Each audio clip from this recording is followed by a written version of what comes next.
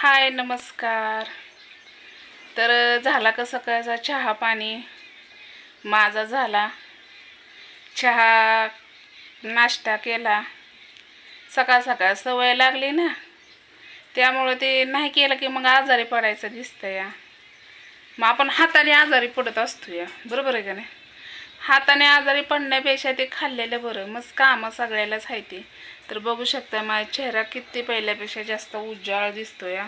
थोडासाच वांग राहिलेला आहे, नाही तर पूर्णपैकी गेलेला आहे. थोडासा राहिला आहे की नाही?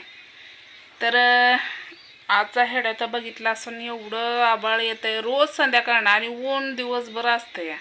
दिवसभर पाऊस पडत नाही, लाजतोय वाटतं. काय म्हणतात ते, लाजोळ्या पाऊस दिसतो या. कारण संध्याकाळनंच 3 वर काटा आला, 4 वर काटा आला की भरायला चालू होतं आहे आबाळ. आणि नुसतंच भरत नाही, नुसताच पाऊस काय पडत नाही, पण वारं का उदान संगच.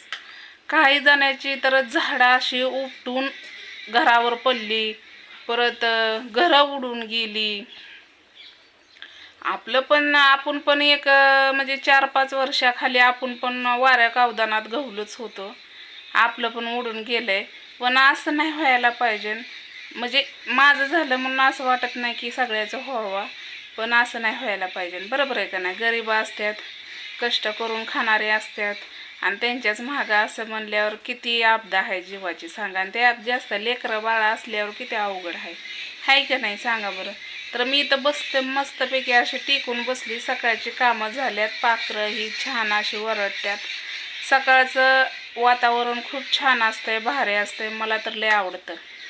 आणि राहिला प्रश्न आता आपल्या पनवेलच्या ताईंचा, तर पनवेलच्या ताईंचा रात्री फोन आलता. 4-5 दिवस काही फोन नव्हता, काय नव्हता. कारण मी पण माझ्या राड्यात होती, म्हणजे इकडे तिकडं पळण्याच्या ह्याच्यात, त्यामुळं ताईंना पण काही केला नव्हता. काल काल का परवा दिवशी केलता, पण तेव्हा मी ट्रेनमध्ये होते. ताईंचा फोन काय उचलला नाही. मी काय मोबाईल हातात 24 तास घेऊन हिंडत नाही.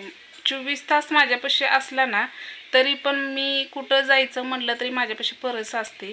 कारण ते मला सवयच आहे पहिल्यापासून. मोकळ्या हाताने जायचं म्हणल्यावर ते मला बळच म्हणजे योग्य दिसत नाही. मग परस असतीच. कुठंतरी जायचं म्हणलं तरी मी परस माझी असते, त्यामध्ये मोबाईल असतो. आणि माझा मोबाईल सायलेंट असतो, कारण त्याला रिंगटोन बसवली तर ती सायलेंट मनानेच होतोय.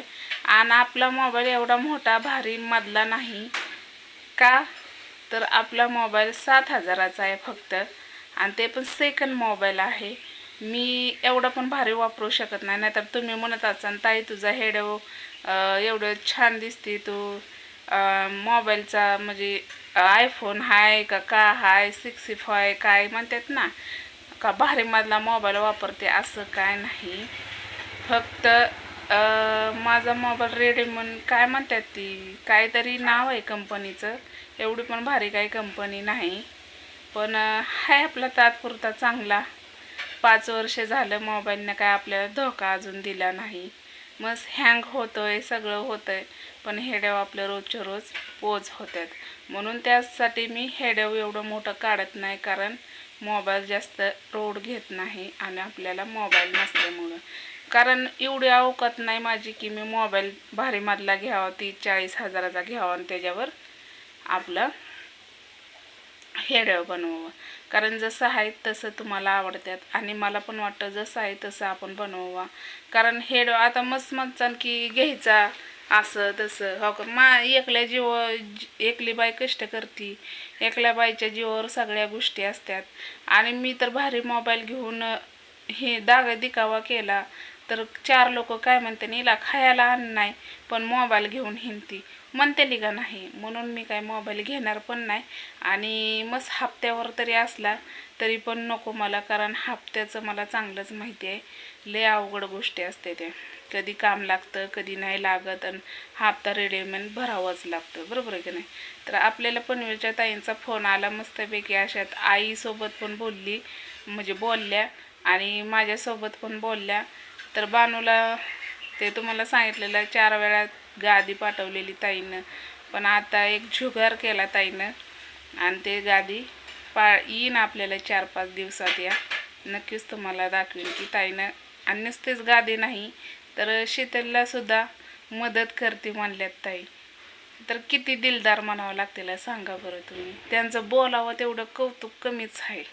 म्हणून तुम्ही म्हणताना पनवेलच्या ताईंचं नाव घेते सारखं का घेते ह्याचं कारण तुम्हाला नक्कीच कळलं असेल. आणि असं नाही की मलाच मदत करतात, हे भरपूर लोकांना मदत करतात ताई.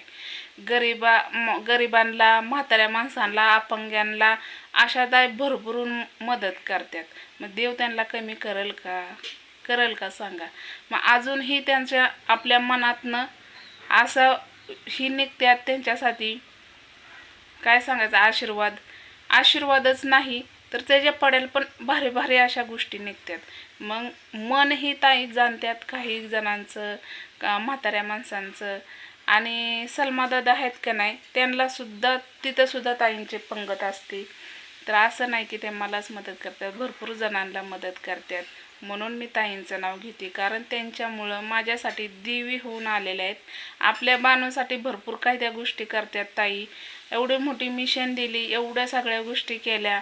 मग विचार करा, एका लेकरासाठी, लेकरापाशी एक आई राहावं म्हणून ताईंनं किती झटपट केली, बरोबर आहे का नाही. तर चला, हे लय मोठा होतोय, कारण ताईंबद्दल बोलायचं म्हणलं तर मला वेळ पण पुरायचा नाही आणि रात्र पण पुरायची नाही. तर हे आवडलं असलं तर नक्कीच लाईक करायला विसरू नका. आणि हां, त्या ताईंना सगळ्यांनी आशीर्वाद द्या आणि एक एक गुलाबाचं फूल पाठवायला विसरू नका. तर चला, बाय.